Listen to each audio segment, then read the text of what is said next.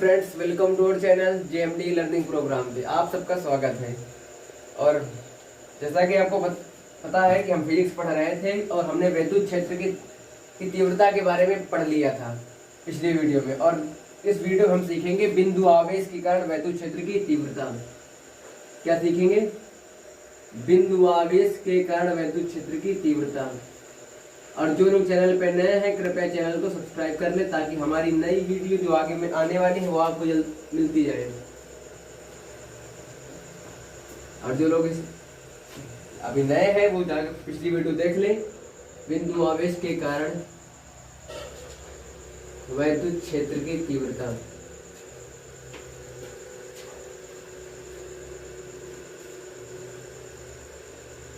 आज की वीडियो हम ये सॉल्व करेंगे बिंदु आवेश के कारण वैद्युत क्षेत्र की तीव्रता। Intensity of electrical field due to a point charge. Intensity इसे अंग्रेजी में कहते हैं intensity of electrical field due to a point charge. ठीक, तो इसके लिए हम क्या करेंगे? देखो, मान ली ब्लैक चित्र बना लेंगे, दिखाई दे रहा है ना। मान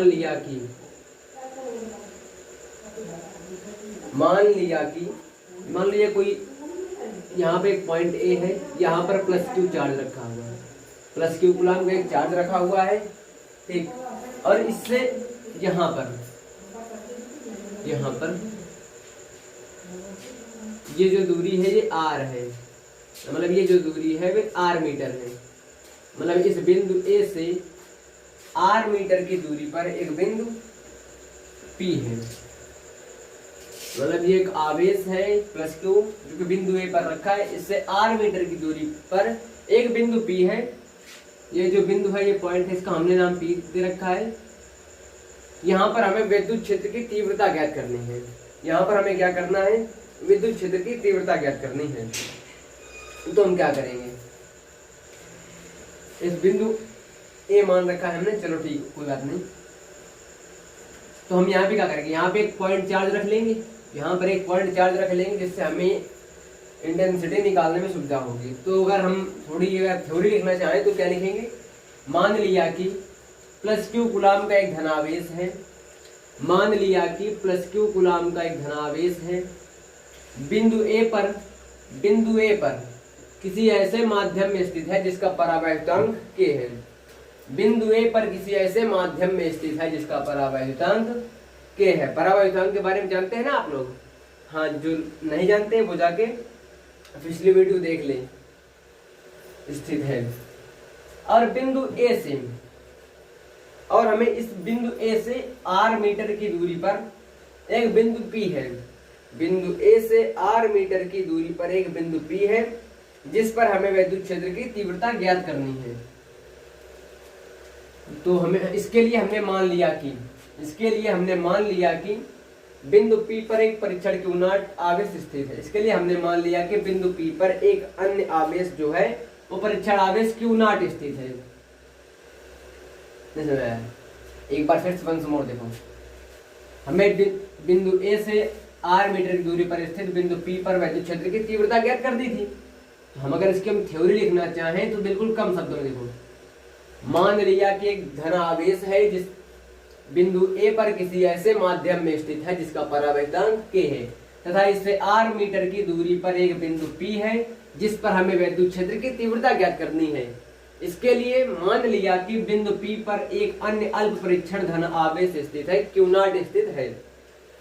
तो देखो इधर बिंदु पी पर अब देखो ये प्लस चार्ज है, ये भी प्लस चार्ज, क्योंकि परीक्षण आवेश तो सदा धनात्मक होता है।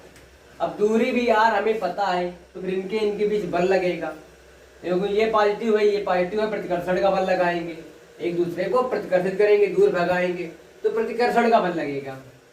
बिंदु P पर रखे आवेश पर बल, क्या लिखेंगे? बिंदु P पर रखे परीक्षण आवेश पर बल, बिंदु P पर रखे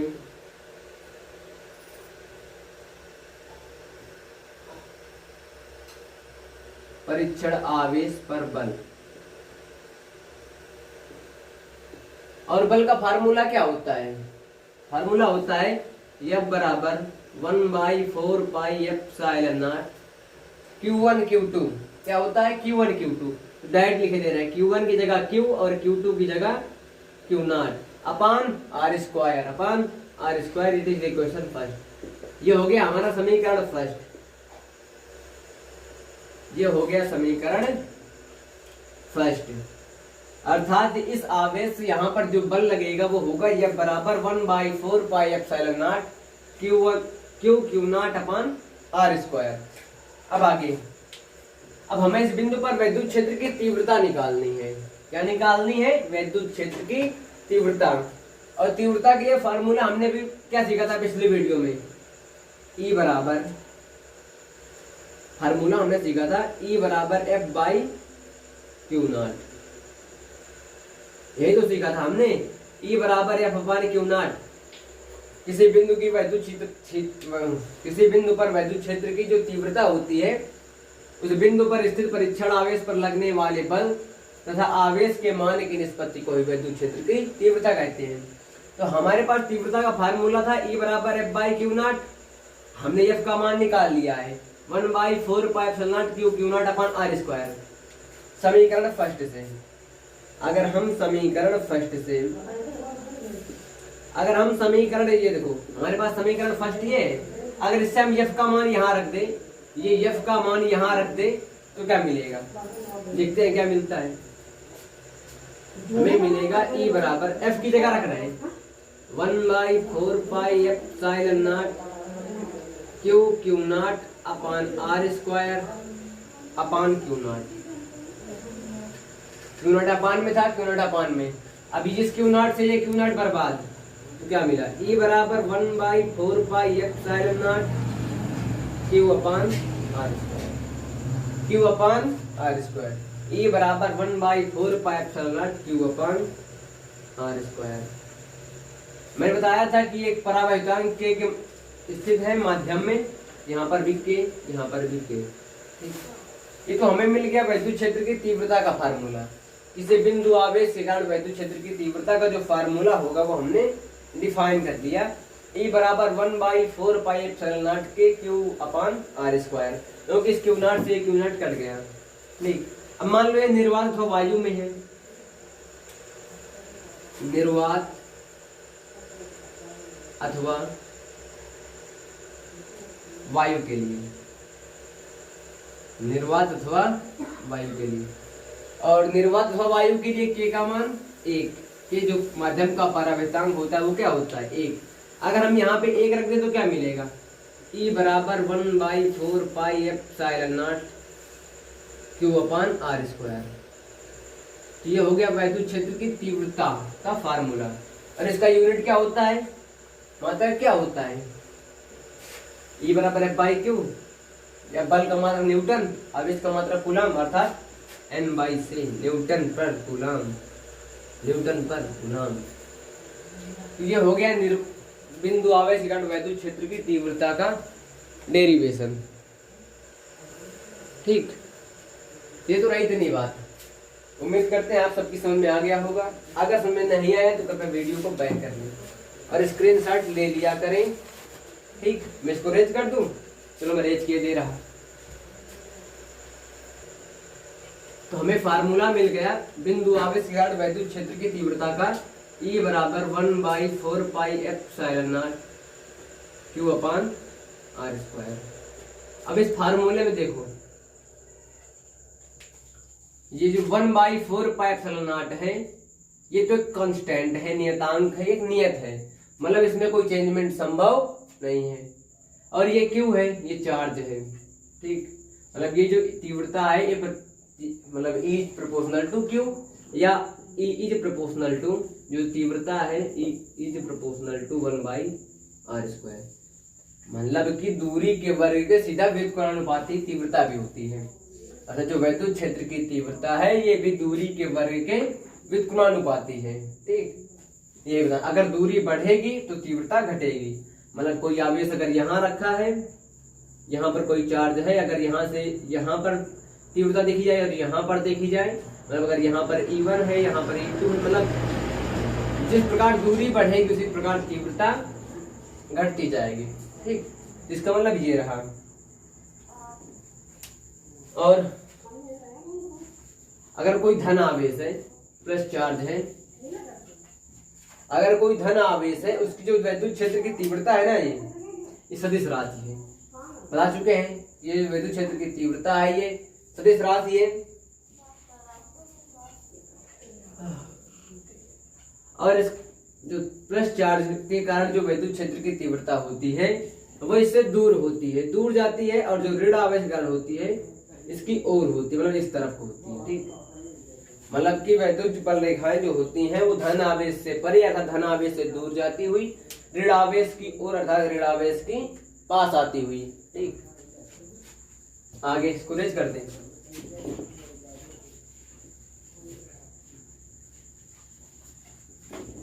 अब हम सीखेंगे वैद्युत द्विध्रुव। क्या सीखेंगे? वैद्युत द्विध्रुव। अब हमारा टॉपिक है वैद्युत द्विध्रुव। वैद्युत द्विध्रुव जिसे अंग्रेजी में बोलते हैं इलेक्ट्रिकल डाइपोल। क्या कहते हैं? इलेक्ट्रिकल या इलेक्ट्रिक,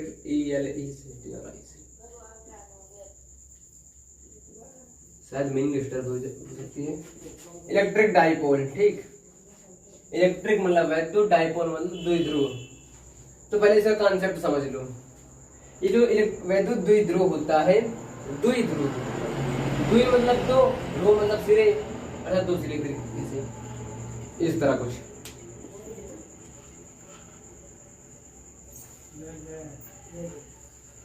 यहाँ पर एक प्लस चार्ज होता है, यहाँ पर प्लस कर लो, यहाँ पर माइनस चार्ज कर लो, यहाँ पर प्लस चार्ज होता है, और इनके बीच की जो दूरी होती है वो बहुत ही अल्प, मतलब बिल्कुल छोटी, जैसे 2l।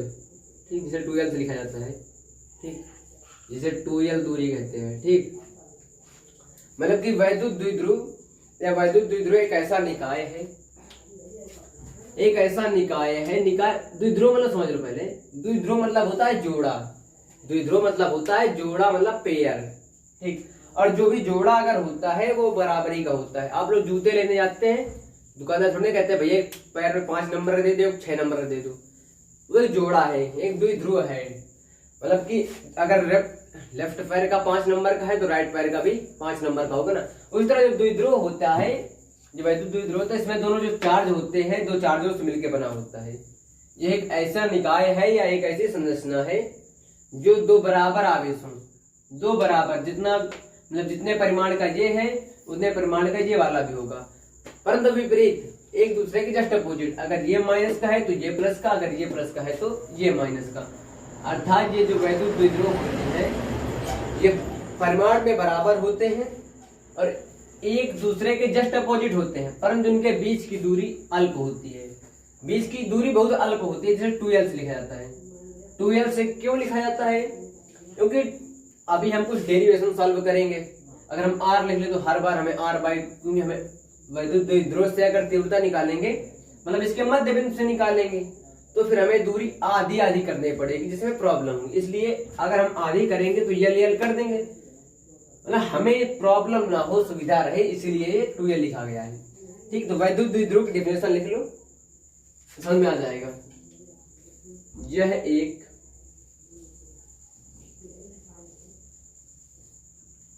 ऐसा निकाय है, यह एक ऐसा निकाय है जिसमें दो बराबर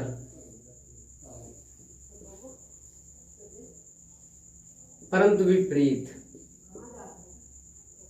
वैद्युत द्विध्रुव एक ऐसा निकाय है जिसमें दो बराबर परंतु विपरीत प्रकार के आवेश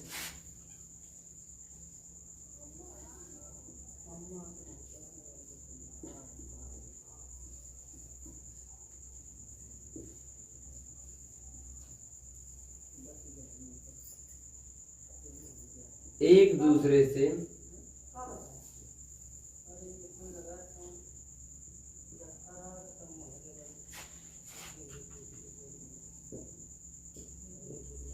अल्प दूरी पर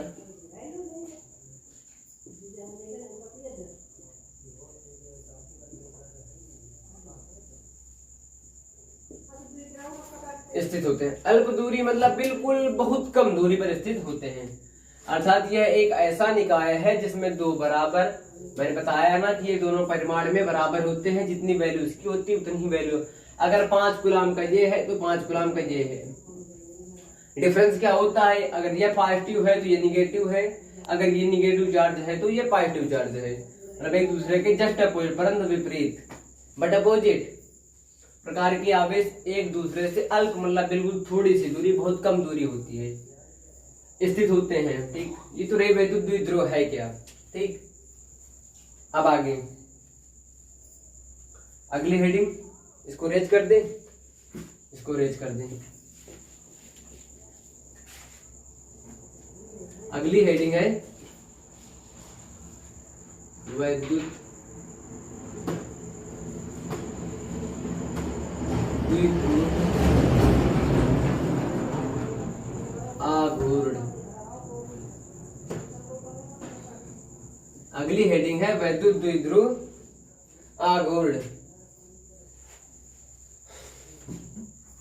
तो वैद्युत द्विध्रुव आघूर्ण क्या होता है, वैद्युत द्विध्रुव आघूर्ण क्या होता है तो समझेंगे। जो वैद्युत द्विध्रुव आघूर्ण होता है, किसी वैद्युत द्विध्रुव में, किसी भी वैद्युत द्विध्रुव में उपस्थित आवेश, मतलब कि वैद्युत द्विध्रुव में उपस्थित आवेश और इनके बीच की दूरी के गुणनफल, उपस्थित आवेश और बीच की दूरी के गुणनफल को ही वैद्युत द्विध्रुव आघूर्ण कहते हैं। चाहे लिख लो इस तरह, किसी वैद्युत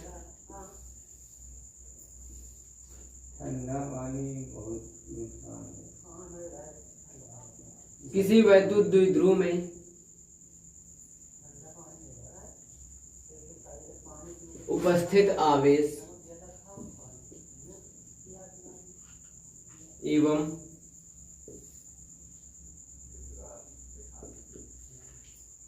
उनके बीच की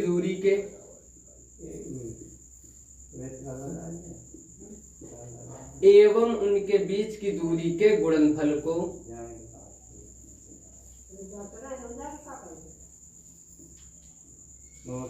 मतलब किसी उनमें उपस्थित आवेश, उपस्थित कोई एक आवेश, उपस्थित कोई एक आवेश एवं उनके बीच की दूरी के गुणनफल को वैद्युत द्विध्रुव आघूर्ण कहते हैं। वैद्युत द्विध्रुव आघूर्ण कहते हैं। ठीक, इसे P से लिखते हैं।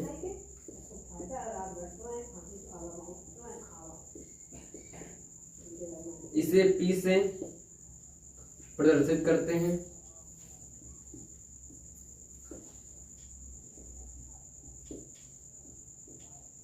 अर्थात P बराबर Q इंटू 2L, Q गुणे 2L, अर्थात P बराबर